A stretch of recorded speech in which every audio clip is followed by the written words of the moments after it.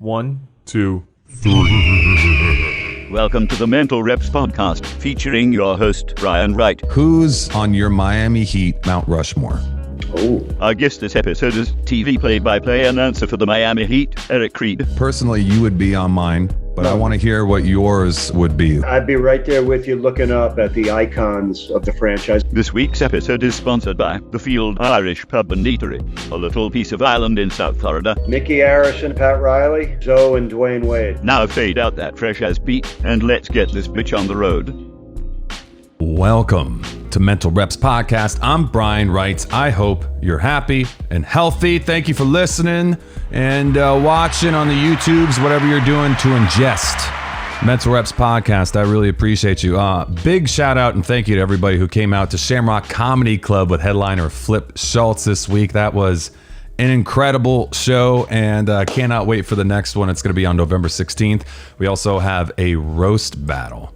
A little special Thanksgiving roast battle. It's coming on November 23rd. Both those are going to be taking place at the Field Irish Pub and Eatery in Fort Lauderdale. Those events should be up on Eventbrite soon. Tickets available by the end of the week, I'm hoping, maybe early next week. And I highly suggest, if you guys haven't come out to some comedy at the Field, you got to. I'm really, really proud of these events that we're putting together. And they're a great time. Nothing but good feedback from everybody who's coming out. So I hope that you can come out and check it out, meet the neighbors, and laugh with us. Also, go check out mentalreps.net, the new and improved. We've got new shirts coming in stock, but we do have some brand new Mental Reps stickers and magnets that are available now if you want to go check that out. Keep in mind, 50% of the proceeds, half of all the proceeds from the sales on mentalreps.net go to Neighbors for Neighbors, a great local nonprofit doing some really, really amazing things for people in need. So anything that you do, mentalreps.net, you're also going to be contributing to a great cause. So if you can do that, it's a win-win, and you're helping all sorts of people, including me and people in need, which is pretty much the same thing.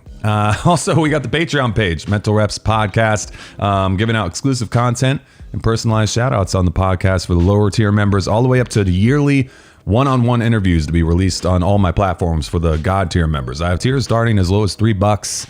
I mean, it's like 10 cents a day that works out to. So if you feel like you dig my stuff enough to flick me a dime once a day, it's pretty much the same equivalent, and it all adds up though for me, and it helps me pay the bills and keep us afloat as a podcast. So anything you guys can do to help is really, really appreciated. Shout out to Frank Rogers, the very first Patreon, my man. Really appreciate you, dog. You know that. Lily Skipper, Kyle Wright, all the Patreons. We appreciate you, and couldn't do it without you. My guest today is the TV play-by-play announcer for the Miami Heat, my guy, Reid. He's been calling the games from the jump since their first season, 1988. True Miami Heat lifer, and I've had him on before, so I highly suggest go check out that episode if you haven't heard it, which I believe is episode 57. Go back and check that out. We got into his history as a broadcaster, including his time with Dr. Jack Ramsey, Miami Heat history, and so much more. This episode, we focus on the upcoming season for the Miami Heat, the NBA in general. He gives us some hot takes from Summer League and free agency, as well as Chris Bosh's enshrinement into the Hall of Fame. Plus, we just talked about his summer and his family and got an update on everything Reid. It was a lot of fun, plus a whole lot more. So I'm really happy to bring you our chat. This man is one of my all-time favorite humans. I think you'll dig this one. But first, you knew it was coming. The official sponsors of the Mental Reps Podcast and South Florida's authentic Irish pub and eatery, The Field. This is the spot, people. Whether you're Irish, you dig the culture, or just like some good food, good vibes, good booze, The Field is where you got to be. The best Irish pub in South Florida. Before you walk in, you're like, this place is sick. Big ass banyan tree outside, all this wood, cool vibe. Then you walk in and you're like sold before you sit down. The wood's creaking beneath your feet. You see all the cool stuff up on the wall. Then one of your amazing staff members gives you top-notch service, and you feel like, well, can't get any better than this. Then the food and the booze comes out. Then one of the many musical acts, many of which are Irish, start playing some tunes, many of which you forgot you loved, and it's officially your favorite Irish spot in South Florida after that. It just takes one visit. I'm telling you, if you haven't been, you gotta go. We're talking multiple bars, Guinness, so much more on tap. The best Irish American cuisine in South Florida, folks. I promise you that. They got shepherd's pie, bangers and mash, the corned beef, the cabbage, Irish. Hey, tomato soup. But also steaks, chops, fresh seafood, and vegan options, so no excuses for your emaciated fedora-wearing friends. Plus live music Wednesday through Sunday. Lots of Irish music, like I said. I've taken over their Tuesday nights. I'm either putting on comedy shows, themed trivias, live podcasts, so come meet the neighbors. But if you're staying in, still want that authentic Irish experience, fear not, love. Go to thefieldfl.com, enter code word reps20 for 20% off your entire online order. Again, thefieldfl.com, code word reps20. All right. As always, this man's depth of Miami Heat knowledge is just unparalleled. Whether you're a casual fan or lifelong diehard fan, I think you're thoroughly going to enjoy my chat with the man, the myth, the legend himself, Eric Reid.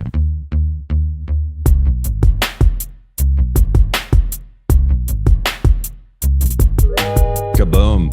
True Miami Heat lifer and the voice of Miami Heat, Eric Reid, is back on the show. How you doing, brother? Thank you for coming back on. I love it. I love your venue, and like that beautiful round of applause we got from apparently invisible people in your place. You like that? I keep them on the ready just in case at any point.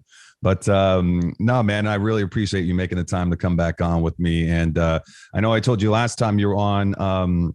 But I can't start without telling you how much, obviously, you mean to me and all the Heat fans out there. You're national treasure, and you will be treated as such if I have anything to do with it. No wonder I came back on your show. Your kindness is appreciated, and I'm happy to be speaking with you right now from my hotel room in Houston, Texas. The Heat play a preseason game here against the Rockets tonight, and then we're in San Antonio tomorrow night. And, this is season 34 for the franchise and for myself. And I got to tell you, after a year and a half of being distant from our own team, not traveling to the road games, doing road games off TV monitors, it is so refreshing. I was at 2 training camp practices, obviously did the first preseason game the other night against Atlanta, but I've already had more conversations with Heat players and assistant coaches than I had all of the last year and a half. So I hope it will reflect in the coverage. We were able to do it, I hope, successfully the last year and a half, but John and I know, and every broadcaster in the league knows, it wasn't what it usually is. We didn't have that touch and that feel, that closeness, that proximity to the team we're covering. Didn't get a chance to interact with any of our peers around the league, talk with coaches and assistant coaches and players around the league. So a whole layer of texture was missing. So we welcome it back, and looking forward to what I think is going to be a very enjoyable, entertaining season. Brian, we've been around for every one of these Heat seasons. You can go back to the 96, 97 Pat Riley Road Warriors with Zoe and Hardaway and PJ Brown. Buddy. Oh, yeah. A team that fit the culture like to Perfectly. a T. Mm-hmm. And I think this year we have a team that is a great fit to the culture that's been developed. And, I know around the country, they hear that word culture, some cringe.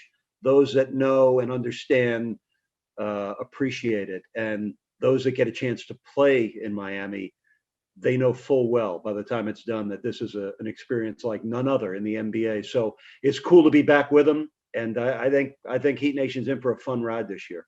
Oh, man, I really love to hear that from you. I agree. I think that obviously the players are maybe even going to have a new appreciation for the fans as well. That energy that they really are that extra man, and provide that energy not only for the players, but for you as well, to be able to feed off of that energy has got to be huge. I know that you did do, last time we talked, you were talking about doing them remotely from the AAA, and but you did a fantastic job. I mean, given the circumstances, I was kind of curious to see how it would work as well, to be honest with you. But you did a fantastic job, both you and John, and you did amazing. And I know that you've got to be pumped to get back in with the fans this year. That's got to be something that the entire league is looking forward to. We are. It was, I tell you, in one way, very reassuring to me the last year and a half, because even doing it, at such a distance, and not having fans and not being with the team on the road and doing it off sometimes a 25-inch TV monitor, realizing that the average fan at home is seeing it on a bigger screen than I. So, hey, I wasn't jealous of you. I was happy for you guys. The one thing that it's simplified though, and only people that do TV would really understand this. I'm going to take you inside a broadcaster's mind. I When love I'm it. doing a game live, the court is, if you compare it to driving, the court is the road ahead of me. That is what I am looking at mostly. But of course, the two TV monitors at my side, they're like your side view mirrors. You got to keep Yeah, checking them because that's what the viewer is seeing. that Okay, makes a so lot of sense. it's an unwritten science in how to do that because I want to be able to see the whole court. Yet I need to be aware as possible of what the viewer's seeing. I don't want a shot to be on that screen that Yeah, deserves a comment. If so, it's it's a delicate balance. Well, when you're doing a game remotely off a TV monitor, I'm seeing the same thing you're seeing at home. So yeah. it's simplified. I think one of the more, I don't want to say difficult, but it's a challenging thing to be aware of the court and also be aware of what the viewer's seeing. Um, it made that part simpler. But listen, when you do TV, for sure, the crowd is a part of it because there's very few things that go by formula when you're doing a live sporting event. But here's one thing that always does: big play happens, right? Mm, Play-by-play guy should call that big event. yeah. Then on TV, you let it breathe, and our great director takes that shot, shot of the player, shot of the coach, shot of the fans, Hmm. and the pictures and the crowd noise carries that, and then the color guy comes in on the replay. It's like Every a time I've worked, musician. it works every time if you go in that order. I remember having that talk with Tony Fiorentino when he first started working with us. Had the same talk with John Crotty. It's the only thing that really runs by a formula. The rest of it, it's that's the adventure of each night's journey. There is no script for it. Our job is That's to follow the game, and the game. Oh, we always have stuff we're ready to talk about that we have prepared in advance. But what the one lesson that I think is most important for broadcasters and producers to learn is the game tells us what to talk about, most and the definitely. twists and turns of every night's game is why you folks tune in and why we enjoy our job 34 years into it. Yeah, it's like you're playing jazz, and sometimes the most important notes are the ones that you don't play. And I really love when broadcasters have the guts to let it breathe a little bit because you're adding that color, but sometimes just letting it breathe for that extra second, hearing the crowd roar, it really brings the audience into it. And I think you do a fantastic job. Thank you. If that's necessary on TV, by the way, some of the great moments is when the announcers lay out. That's the beauty of TV and the art of being a director to capture those quick shots that give you that whole experience. So listen, it's really cool. The TV tricks are great, but the basketball is why we're all here. Yeah, most definitely. Well, I know I want to talk to you about Miami Heat, obviously, but really quick, I know that you had a beautiful summer. You have a big, beautiful family that I know you like to spend as much time with as you can. The daughter Felicia, who I remember you telling me she's the singer and musician. Is she back performing live? She is. She didn't Good, miss a good, good, beat.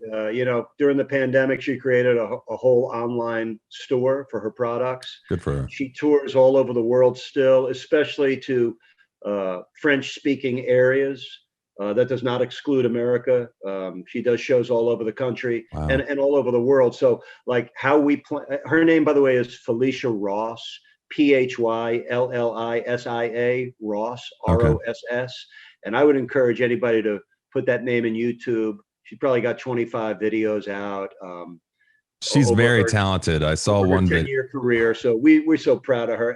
Hey, Brian, this is how we plan our summer vacation. Felicia, where you touring this summer? So she Oh, said, that's well, gotta be fun, man. I got a week in St. Martin in July. And I was like, Ooh. that sounds great. And so Oh, we've seen some beautiful places and enjoyed some beautiful family vacations around, Felicia's profession. I love it because for years my family has enjoyed coming to Heat games and enjoying this great NBA life.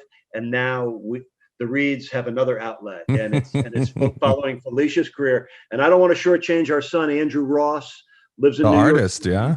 uh, a young, rising, creative artist, sculpture, painting, you name it, he can do it, and we're really proud of him as well. And our third is Darielle, who's about to turn 16, um, having a great sophomore season back in school, back in high school. And it's just, listen, I love being the Heat announcer. Trust me, I do. It's a passion, but family comes first. And I know that I about feel you. blessed to have the family around me that I do. I love that about you, man. And I think that it shows anybody, at least who follows you along on Instagram, you can see, I mean, the beautiful family. You just had the anniversary earlier on in the summer with the wife, Thank you. which I don't know how long you guys, if you mind me asking, how many years you've been together. We have been together, married 16, together 20. Good And, for you. God bless us both. When we met, we both, been through a lot to get there. And I think really appreciated the miracle of our meeting and the joining of our family. And no, it's been beautiful. I owe so much to my wife, Sonid. Been a great mother to our 3 kids and a great wife and a great role model, especially for our 2 daughters, to be strong and proud and also good people. So you were talking a little bit about, like, how you said, obviously you love your job and, but you're a family man first. Sometimes finding that balance can be a little tricky for some, but you pull it off really nicely. I know you squoze the summer league in there. Even when you have some time off, I'm sure there's things that you might need to catch up with or do. Do you do well with time off, or do you get like a little antsy and you feel like you need to get back to work? You're like checking what's going on with the Heat, what's happening. How do you reconcile that? Good questions. First of all, balancing the two is challenging. For everybody. Everybody's got their jobs that they go to. Ours is unique in the sense that it's so consuming of your time in season. There's a game every other night, whether it's home or away. The time away is extensive. We didn't travel for the last year and a half. Now we're back on the road. And when I wrestle with that a little bit, my youngest daughter put me at ease and said, Dad, even when you're home, you're so busy anyway. And my family, listen, when you have a family and they are supportive and behind what you do, they make it easier for me to do my job and go away when we have to go away. And boy, there's more to come home to than ever before. But it's a lifelong journey balancing the two. I tell the story often. I used to feel, and most broadcasters do, I can't, we all miss so many important life events, weddings, birthdays, graduations, you name it, we have missed it to call a game. And the 2 stories I tell about it, one, when I was in my mid-20s, I'm doing Providence College basketball and Brown University football in Providence, Rhode Island on radio. And my best friend from high school invited me to not only invited me to his wedding, but asked me to be his best man. And I said I couldn't because I had a Brown University football broadcast. And like, you only get 10 college football games a year, right? And I couldn't see missing one at that time. And I've spent the rest of my life like wondering how I made that decision, regretting it in many ways. I'm still very close friends with this guy. I've revisited with him a dozen times and he was fine with it. Yeah. But it stayed with me. And then, fast forward in the last 8, my mother-in-law died 8 years ago on the day of a Heat home game. And we were all at the hospital at Boca Raton Regional Hospital when she passed. And my wife, my oldest daughter, my sister-in-law, my niece, they all had the same response. They said, go do the game. Mama would not want you to miss a game. And I left the hospital and I drove home and I got changed and I got in my car and I got about 10 minutes down I-95 and I literally heard a voice in my head, and the voice said, Eric, you have made the same mistake 1,000 times in your life. Don't do it again tonight. And as soon as it hit me, I picked up my phone. I called up our executive producer, Ted Ballard. I told him my mother-in-law just passed away within the hour and that I'd feel better not doing this game and being home with my family. And he gave me his blessing. The Heat is always supportive when family things arise. And when I walked back into the hospital that later that afternoon and saw the look on so many family members' faces, and then you made that right choice. Later that afternoon or early evening, I was the one that told his then 7-year-old daughter that her grandmother had passed away, rather than somebody else doing that job. So life sometimes has to come first. Family sometimes has to come first. So the lesson it took me so much of my life to learn is the badge of honor is not never missing a game, but knowing when to miss the game. So I like that. yeah, you give yourself into it. As far as the off seasons go, Brian, I love them because it takes away all feelings. So many of us, think about, oh, this golden age when we'll someday retire. I get to retire for 3 to 4 months after every season, and after the grind of an 82 game season and hopefully playoffs, you deserve and Yeah. you appreciate that rest and that time to live a more normal family life and just enjoy being home every night and doing simple things, going to Publix, going here, going there, being with your family. And then that next season comes and gets you, and Yeah. you go on another basketball journey with the great fans of Heat Nation. And I never take it for granted. Um, my passion remains, so does my humility, and the only thing that's getting stronger is my appreciation for the craft, for the opportunity, and for the relationship that I've been able to develop with both this great franchise and with the fans of this great franchise. So it's I love it. And I'm ready to get going for this season. And listen, all seasons are good. When you have a good team, it's better. Mm, It's also easier to do. It's mhm, more fun to do. mm. And I know we're all in the mood for a lot of wins and championship contention. And that's what's so cool for real about working for a Heat organization. You got to plan for the future and think about it some. But what I love about the Heat, it's like a great lesson in life. Invest in the moment. Make the most of every moment. Make the most of every season. Make the most of every game. Um, it's a Well, great no, yeah. culture. Mickey Harrison and Pat Riley set this tone for the last 27 years at the tippy top of the organization, and it does filter down throughout the organization. So it's one of 30. There's 30 teams in the NBA, so I have one of 30 TV play-by-play jobs. They're coveted, and with the Heat, it's even more special. And the fact that I've been there since the inaugural season makes it incredibly special and unique for me. No, you're an integral part of the organization for sure. And I know that I was thinking like, man, we need to find a way to download like Pat Riley's consciousness onto some sort of cloud or something so he can continue to manage the team even after he's gone. And we need to do something similar with you and get your voice and everything. After all the years, Google has all those machines that they can use. So no matter what happens, we need you just to be doing that color commentary no matter what. But I really appreciate your love for it. It's palpable, as a Heat fan to be able to watch your passion for it. And obviously we love it. Last time you were on, I know that I asked you who you thought the most underrated Miami Heat player of all time was, and you said it was this guy who just got enshrined in the Hall of Fame named Chris Bosh. And you explained the answer beautifully, to the point where I don't think that you can really argue with it. Just one of my favorite events of the summer was seeing him get enshrined in the Hall of Fame. Pat Riley and Ray Allen representing him. That beautiful story, the speech, the story about Pat giving him the ring back in 2010 and bouncing back from the lows. I was just curious. Do you feel some sort of sense of pride when a Heat player you called so many games for gets enshrined in the Hall of Fame? Absolutely.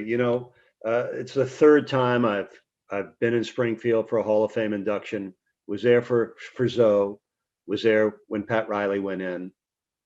Was so honored to get an invite from Chris Bosh's people to be there. Tony Fiorentino and I, we were broadcast partners for his whole time in Miami. Tony and I worked together for 15 years, and now we haven't worked together. This will be our fourth straight year not working together, but to get a chance to spend some time with him, to be a part, like you're not only into it for your guys that go in, but for everybody that's there. Even watching on TV, you feel the pride, you listen to the story, and you realize this is this cherished, unique space that they are entering, and it's for life. And I love it. I love hearing the stories. I love being in the room and feeling it. And it was really cool to be there for Chris Bosh. Sat next to Josh McRoberts, of all former players. He just officiated his wedding, by the way. I saw that, and now I understand why Josh was there. They had a closer relationship, apparently, than any of us knew. Oh, that's great. And to be at the after party, and to get time, and not that I spent a lot of time because I didn't want to intrude, right? Knowing your place, in this party, all of a sudden there's Pat Riley, Eric Spoelstra, David Fisdale, Andy Ellisberg, Ray Allen, Dwayne Wade, and Chris Bosh. So you think we were going to butt in there? No. Hey, let me tell you a story real quick. Yeah. But we did get a chance to spend a few minutes with each of them. And beautiful. It was special and meaningful. And the other really cool thing about this visit to Springfield was, each year they give out a Kurt Gowdy Award for print and for broadcast. And that's the equivalent of a writer or a broadcaster or a contributor. That's how they or we get into the Basketball Hall of Fame. 2 years ago, it was Mike Breen, my beloved and respected colleague who calls the Knick games for all these years and is now the voice of the NBA. So I was so happy for Mike. I've known him for so many years. But then this time around, it was another Mike Gorman, who's in his 40th year as a Celtics TV voice. And when I first got to Providence, Rhode Island to do Providence College basketball on radio and Brown football, and I worked at WEAN radio in Providence, Mike Gorman was a TV sportscaster in Providence. He had just begun doing Big East games, on the Big East Network. So it was just beginning for him. It was just beginning for this monster basketball conference called the Big East, which at that time became the best basketball conference in the country. But for me, Mike, even then, was a friend, a role model, a mentor, somebody I respected even back then. And, now all these years later, I'm in my 34th year with the Heat. He's in his 40th year with the Celtics. I always enjoy visiting with Mike. I've always admired his understated ways, both on and off the air. He's a great guy. He's a terrific broadcaster, lifelong friend. And to be there with him and to share moments with him and his wife and his daughter, and to feel Mike's joy and excitement and to go through a little bit of it with him in Springfield was one of the best experiences I've had as a broadcaster. Spo always says, can you be happy for your teammates' success? Well, for me, it was like, I've never been happy. I've been happy for a lot of colleagues. I've never been happier for one than I was for Mike, who at the age of 75, still going strong with the Celtics. Tommy Heinsohn recently passed. They were broadcast partners forever for, like 37 years. They had an incredible run. So it was great. I got to see Chris Bosh go in. I got to see Mike Gorman go in. That's beautiful. I love it. And coming after Summer League is also, you mentioned it earlier in the interview. It's big off season for us. One of the most underrated events on the NBA calendar. I love it. Each year you get your first look at the rookie class, your team's rookies and free agents. And it's grassroots, man. And every coach, scout, GM, every basketball executive in the world is there. And you can watch up to 4 games a day. There are 2 gyms connected by sort of walkways. And it's good because it's 108 degrees outside in Vegas during Summer League. But the basketball and the air conditioning there, both cool. Yeah, I was going to say, what were some of your takeaways? Because I know Max Strus, there was a couple of like standout players, but who were some guys that you caught a look of and thought, okay, I want to keep my eye on this guy going throughout the league? Who's some people that the Heat fans might want to keep an eye on as we kick off the season? Well, everybody knows about Max Strus now. Okay, Strus. My bad. He played. I should listen to you with the pronunciation. You probably have it correct. Most of the time, I hope. But Strus, came in last year, undrafted role player out of DePaul, but the gift of perimeter shooting. He is similar to Duncan Robinson, in their path to the NBA and in their skill set. And in Summer League, the thing you want to see is the NBA prospect will stand out. You don't want to blend in. It's competitive as can be. It's guys trying to earn spots and win jobs somewhere, anywhere. Kendrick Nunn and people like him get their jobs, the minute I saw Nunn and Hero, I love. I said they go together like milk and cookies. These two, right? So Strus in summer league took on a different role. Now he's not a role player; he's the guy. Ball in his hand. Last shot of the game is his, and he rose to it. He had 30 plus and a game winner in one game we were at against Memphis. He averaged 22 a game in the summer league play, and it's not a guarantee that you're going to succeed at the NBA level, but it's a good hint that you might. And Strus has a much bigger role waiting for him. He's in the top 10 in terms of rotation to start the season. He's going to get a chance to play his way and stay his way in. So that was one box check.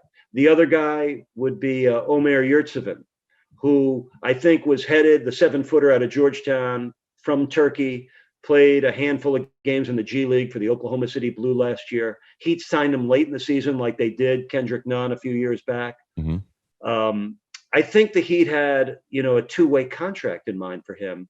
He played so well in the first two games that were played in Sacramento at the California Classic this summer, and then dominated in the first game or two in Las Vegas, that the Heat had to change their thinking on the fly, gave him a guaranteed contract for the year. He's got size, 7 feet. We need that. He's got skill as a shot maker, as a low post player. He seems to rebound well. He even had a good rebounding preseason opener. Yeah, most of it. And he can block some shots. I don't think he's going to play immediately. I do think the Heat view him as a long-term, let's invest time and work into him, give him a season and then another off season, and you see what you get at the end of that process, or as that process evolves and continues. So he's an eye long-term to keep an eye on. I think the preseason will be fun. They'll get a chance to show you a little bit there. Marcus Garrett got the other two-way contract. He's got a long way to go offensively, but he's 6 feet. He's like, he's a Patrick Beverley type. I remember when Beverley came through, Riley loved him, wanted to keep him, and then didn't.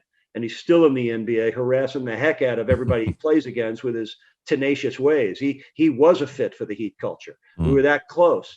This kid is similar, only bigger. He's 6'5", has a 6'10" wingspan. He gets through screens like they're not there. So he can run a team. He knows how to be a distributing point guard. His game will grow, his outside shot will grow, and maybe there's something there. So those are the kind of things you see in summer league. And of course you get to see Heat visiting players come back. Duncan Robinson was there, and you should see the way Strus follows Duncan Robinson around everywhere. I like to hear that. There's a guy that Strus should look at and work like and act like and hit threes like. And guess what? He's doing a good job of all of that. It's a lot of the game is about 3-point shooting. And when you think about it now, the Heat can always have either Duncan or Max on the court, which gives you a real weapon and a guy that has got to occupy an excellent defender. And, I can't believe we've gone this deep into your interview and we haven't talked about Kyle Lowry yet. I know. The NBA GMs recently voted on this. I felt this way, it's going to sound like I'm saying this after the fact. I felt this way before that came out. The most significant free agent addition of this particular offseason. I think it's one of the more impactful acquisitions the Heat have made in a long time. Listen, Mario Chalmers was on some great teams and played his role very well. Goran Dragic, beloved by Heat fans for a reason, beloved by his teammates for good reason. The guy gave it everything. Warrior, you love him. Yeah, I never thought he was the problem. He was not the problem. Neither one were really point guards. True point guards are hard to find. Found one. Kyle Lowry, 16 years into his career now. He is every football team wants one. A franchise quarterback. Yeah. We have one. Yeah. He is a ball pushing, ball moving, shot making point guard. He reminds me a little bit of Tim Hardaway because he has the ability to get his teammates involved first. As the game needs him to score, he can check that box too. Plus, he's a terrific defender. Led the league in charges taken again a year ago. Fits that culture. That sounds warrior role. And now you got a guy that's going to make the game. Good point guards. Like, look what Chris Paul did for DeAndre Ayton. I was just going to say, yep. Year. Mm-hmm. In Bam, he's got the best, fastest running center in basketball. We've already seen it in training camp and in the first preseason game. These hit-ahead passes Lowry throws that one pass later leads to a dunk. I think you're going to see more dunks and layups and more free throw attempts for the Heat and more fast break points than we've seen in a long time. We know with Markieff Morris and PJ Tucker and Bam Adebayo and Jimmy Butler and Kyle Lowry, we got stoppers. We got tenacious, hard-nosed defensive players. It's Hero beefed up a little bit too. Hero was beefing up a little bit this offseason. I saw Bam's getting more upper body weight back. They're both stronger. Ooh. It's going to serve them both well. But listen, the game's going to be easier for Jimmy and Bam because of Kyle. They're not going to have to be the ones creating every opportunity. They will now have opportunities for themselves created by a really pure point guard. Bam is going to outrun so many of the guys covering him, and Lowry's going to get it to him. And I think, the question is the depth, will the depth hold up, and will they be able to score enough? And I think, they got 125 in the first preseason game. And I think it was 25 points off turnovers. I think they're going to score a lot off that defense. And, so you're going to see like this blue collar defense and this fast lane offense. About that. Yeah. Bears watching. I was wondering what you thought about the center position, because obviously love Bam at the center position. Like you said, fast, great defensive end. But do you think that let me put it this way. Do you think that it would be beneficial to try and find like a true center? Obviously, we're hoping that Dwayne Dedman and, these new guys, the center, the 7-footer, I forget what you say his name was. Yurtseven. Yeah. Maybe they would be able to help that cause to where you could allow Bam to work more from the power forward position, maybe develop that outside shot more, or is that like there's folly in that? Do you think that that's not worth trying to pursue, trying to get somebody else in there to allow Bam to be a power forward, or should we just let him stay in that position? Because obviously we know that he can do it well, but would he be better at power forward, I guess is what I'm asking. It depends who your center was. I think that's what was one of the trickier questions for Pat Riley and Andy Ellisberg and Nick Harrison and Adam Simon and Chet Kammerer, these brilliant basketball people we have, who best to pair Bam with. So this year, the two guys that are going to be at power forward most often will be PJ Tucker, 6'5", hits corner threes. He's like a roadblock. He's a tenacious defender. Great defense. Excellent rebounder for his size. You're going to get a ton of open threes in the corner. Was on Milwaukee's championship team last year. Really became the player he is today in his time at Houston, playing for Coach D'Antoni, shooting the threes like that. And Markieff Morris, well-rounded, hard-nosed veteran, who I think will give the Heat good backup minutes at that spot. They both can play center, by the way. Dedman was really good last year, coming off the bench in 16 games. Yeah. Want to say about 15, 16 minutes a game. If he gets that much, that's a lot. But Coach Spo will figure it out. Will there be times that he goes with two bigs? Maybe. Yeah. Maybe. That has not been the trend recently. It's been harder to play two bigs unless one of them can shoot threes. So I worry about teams like the Lakers. Sorry, go ahead. Yeah, hey, with some teams, you have to match size, and the Heat will have an opportunity to do that with Dedman and Bam. Down the road, maybe Yurtseven and Bam. Yurtseven has that kind of distance on his shot. So Coach Spo will figure that out. That is what not only the preseason is for, but the regular season. Nothing is set in stone in the NBA, and there's always injuries. There's always adjustments that need to be made. And, sometimes last year the Heat had 26 different lineups. I mean, Spo does love to play with the lineup. It's always different from who you are at the end. And hopefully by the middle, we get Victor Oladipo back, which will add to the depth of this year's team. But you mentioned Hero earlier. I think Tyler, he had that scintillating rookie season that was highlighted by this 37-point game against the Celtics in the Eastern Conference Finals. A little bit of a Played sophomore slump. okay last year. It wasn't bad, but it wasn't that jump up. The jump up was subtle for him. He did some things better, and the things you notice most, not as well, like shooting threes. His three-point shooting decreased a little bit. But, I think just maturity-wise, he's grown. He's a little bit older. He's 2 years wiser as a player in the NBA. Yeah. He committed himself to gaining weight and strength, working on his game. Had an off season. I think he's been, that was important. I think he's been the most impressive player in the training camp period, which was about a week. He didn't have a bad day. The 2 days I watched, he didn't miss many shots, playing confidently. He's getting to the rim. He just looks great. And love to hear that. He's got a huge 6-man role to fill this year. He could average, I could see him averaging 17, 18 points a game and really being an igniter.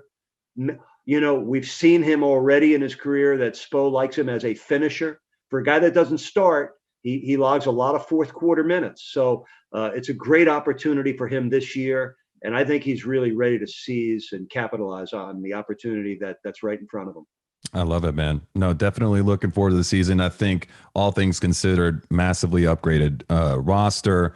We are not coming off of that short season in the bubble, able to have an off season. I mean, you could just look at that one moment in the finals of Jimmy Butler leaning over the scores table and just look at, man, they were just exhausted after that season. And obviously the Lakers were too. They didn't make it back there either. So I think that we do both those teams, us on the East in the East and the Lakers in the West, have an opportunity to come back this year, possibly better than ever. Obviously, we got to worry about the Nets, these other teams that are strong as well. But I know that I want to respect your time. I know that you got to call a game tonight, and I don't want to keep you too much longer.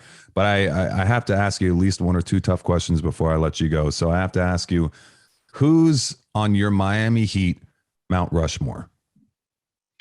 That could be anybody from the mop boy up to Mickey Harrison, the owner, Pat, anybody in the organization over time. Personally, you would be on mine, but I want to hear what yours would be. Who's on your Miami Heat Mount Rushmore? I'd be right there with you looking up at the icons of the franchise. I don't know. That's really, how many do I get to pick? Just four? Mount Rushmore. Mickey Harrison and Pat Riley. They have to be there. Boy, that's hard. What I would say, Zoe and Dwayne Wade. I like that. I can only get four, I like that. This will either be really easy or really difficult for you. But what's your favorite moment or game that you got to call all time in your career, where everything lined up perfectly? Yeah, it's funny. I've had so many conversations recently with recently retired Miami radio play-by-play man Mike Inglis. Oh, okay. And Mike, got to call all those championship games on radio. And what I told Mike, I'm going to tell you and whoever views your podcast here, Mike had a wonderful career in the NBA, and his voice will forever be connected with the most significant moments in the now 33-year history of the Heat. Nobody can ever touch that. That's Mike's. I call, and I'm so proud of him. He did a great job on those calls. Happy for him. I know he's at peace with his decision to step away. But, I did all those games too, but, on just into a tape deck for the Heat archives. So I won't even include any of those moments. How do I get my hands on that, by the way? You hear a few of them, but they're like the Dead Sea Scrolls, man. They're in a safe somewhere where nobody can get to them. If there's any way to get a hold of them, I want to find out how. That's all I'm saying. I'm going to surprise you with the moment I'm going to tell you about, because it was in a 19-point loss, and it was Dwayne Wade's last game, Heat at Brooklyn. And, his last two games, I've done, almost 2,500 Heat games in 33 years. So it's impossible to pick one, but those last two. And that last game of that season, the Heat's not even going to the playoffs. They lost the game by 19 to a Brooklyn team that was on their way to the playoffs. Yet, you remember Carmelo and LeBron and Chris Paul. They were all there. Wade gets only the 4th triple-double of his whole career in that final game, which he almost didn't even play in because remember he hurt his knee jumping onto the scorer's table the night before after he scored 30 in a home win against Philly. Like you thought like it can't end any better than that, and then it ends with a triple-double and with Udonis Haslem making the shot to give him his 10th assist and the triple-double, and now this iconic picture. It's on T-shirts, it's on posters of Wade with his hand up in the air while Udonis is the ball still in Haslem's hand. And who better than UD to have made that shot for Dwayne? And it just, for me, put the finishing touch on the greatest career that Heat Nation and myself as a broadcaster has ever been able to witness or chronicle over a 16-year period. We saw almost nearly, all of this man's career. We saw him grow up in front of us. He laid down a treasure chest of memories and championships. And to see it end that way and to have it feel like a Heat home game in Brooklyn, I on the air, I called it the greatest 19-point loss in the history of the franchise. But for me, I don't collect much. I got a signed box score by Dwayne from that game. Beautiful. And a picture of me and Dwayne, and that picture, that iconic picture of Haslam taking it. It's in a frame. I haven't put it on my wall yet, but it's framed and it's ready to go up there. And that's one that I will look back on, and from the heart to the face, we'll always smile about. I love it. I love it, man. Well, you provided so many amazing memories for us as fans. And I know I told you last time, one of the only bummers I was there at the Golden State game where he hit that 3 from the top to win the game. And the only bummer about it was not being able to hear your call. But honestly, those moments, look back, some of the best.